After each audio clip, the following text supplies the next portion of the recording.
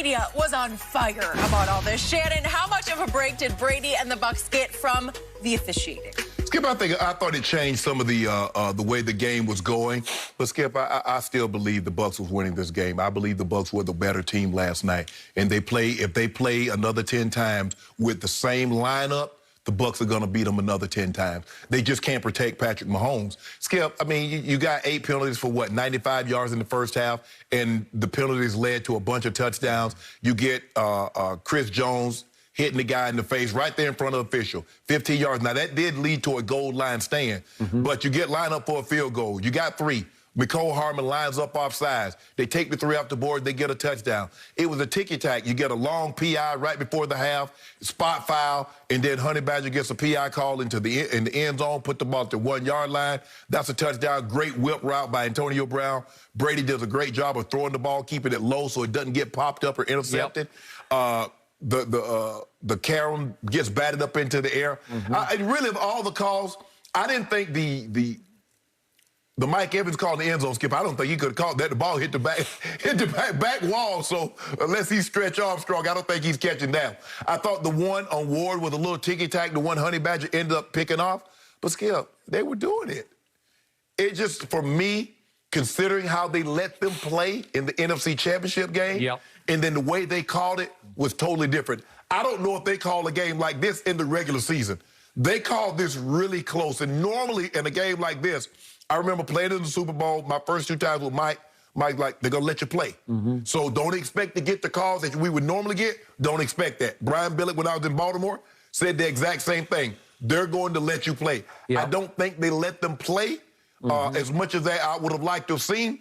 But Kansas City was committing the fouls that were called against them. You can't line up off sides. It's as simple as that. The mistakes that you make, you just can't make those mistakes in a game of this magnitude. Playing a team as hot as that with a quarterback like that. So, for me, Skip, it was not luck that these penalties were called.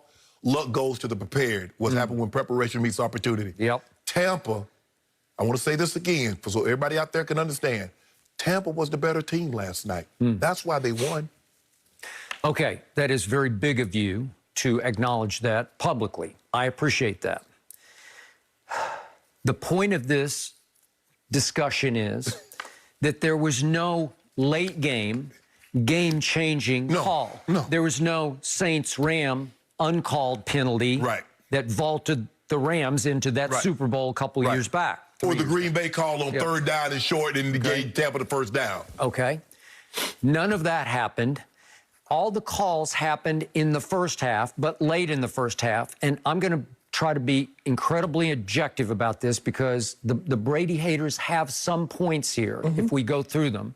But the first one was the tipped interception that came on a 3rd and 4 play at the Kansas City 32. This was with 7:55 to go in the second quarter. And tipped, and Honey Badger gets it. And he was crushed because he wanted to pick off Tom Brady, obviously, and it got nullified. Okay, so there's I don't know if I'd have called it. Charvarius Ward. There's the tipped interception. Okay, they were clutching and grabbing all night long, and I thought they did let them get away with some of that.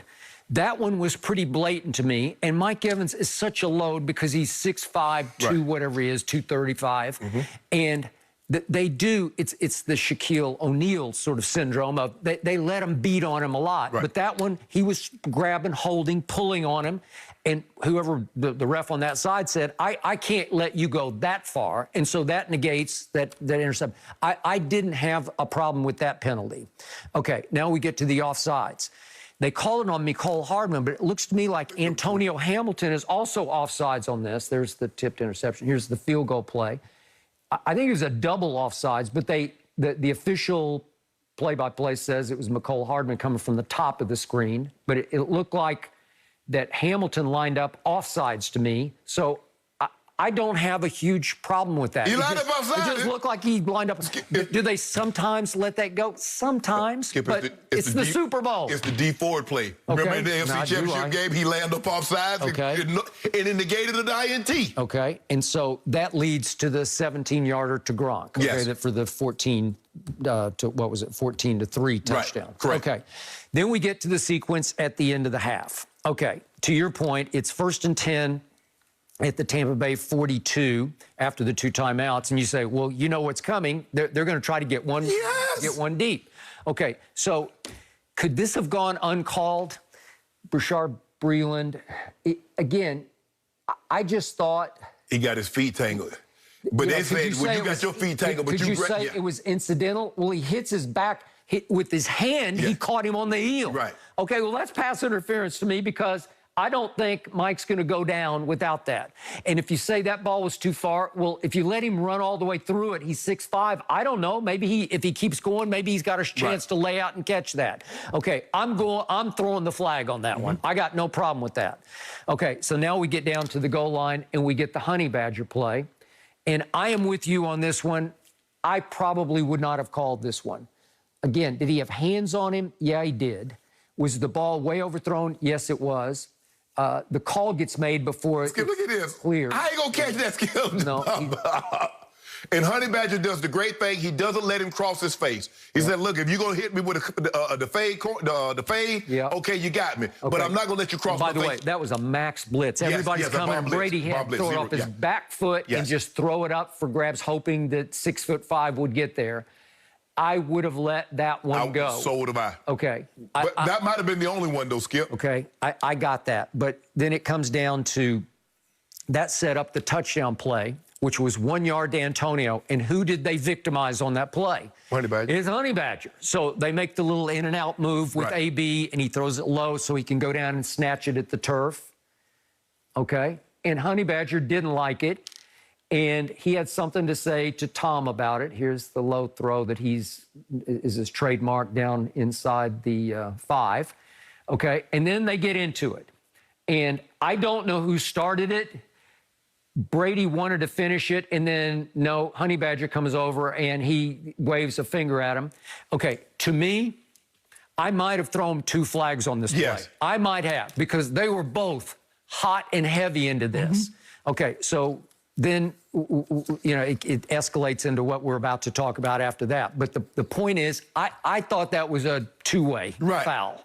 Right, because once Honey Badger leaves, you can't allow another guy to go chase him down and get his last say in. Because it's normally the last guy that does something, Skip, that gets caught. Okay, so it's always who swings back. Right, the second guy gets caught. But I'm not sure who swung first. Right. They're mouthing at each other. That's okay. But then it escalates to the point Tom goes to him, then he comes back and wags his finger. Right. The only blatant, the finger wag came from Ty to Tom, right? Okay, so that got called, and I thought it was unfair Brady didn't get one too. Right. He deserved it. I totally agree. Now, Honey Badger did tweet, it's since deleted. We'll talk about that. To talk about but Skip, look, I've always said this about the Chiefs, and it was concerning because you repeat negative behavior. You do. And a lot of times you repeat it in the most inopportune of times. A game of this magnitude. See, Skip, when you did a personal foul penalty and you up 30-10. Yeah. Man, we winning. But what happens when you're in a close ball game or you're down by 7, you're down by 10, and you do these dumb things and you keep drives alive? Mike Shannon, man, look here. Mike Shannon used to tell a lot. He say, dumb players get you beat. Dumb fouls get you beat. They do. You do dumb things, it gets us beat. So for once, I want you to think about this. Instead of you getting him back, let's get him back on the scoreboard, and then you have your say at the end of the game. Why did Andy Reid get let go in Philadelphia? What was his reputation? That he was a little soft. Yes. That he was so much a player's coach. He loved his players so much that they weren't in great condition and that they weren't mentally disciplined to avoid these kinds of penalties. Yes. So Jeffrey Lurie finally said, I got to go in a new direction, and that was to Chip Kelly, who's supposed to come in and crack down, right? Okay, well, we know he had his moments for a while. But the point is, and he got another shot in Kansas City, and I'm sure he changed some things, but I think in the end, he is who that's who he is. He has offensive genius about him, and they do a lot of things offensively that are revolutionary. But again, he often had a reputation, except for the great Jim Johnson, the defensive coordinator, that he has no focus on the other side of the ball. Well, he needed Spags, and he needed the late great Jim Johnson to be his coordinators. Skip, the way I look at it is that when your team gets a lot of penalties, one or two things is happening. Either you're coaching it or you're condoning it. That's right. Now, which is it? That's all I need to know. Which is that what you coach? Is that what you condone? Because there is no possible way you can continuously get these type penalties in these situations. It costs you a chance to go to Super Bowl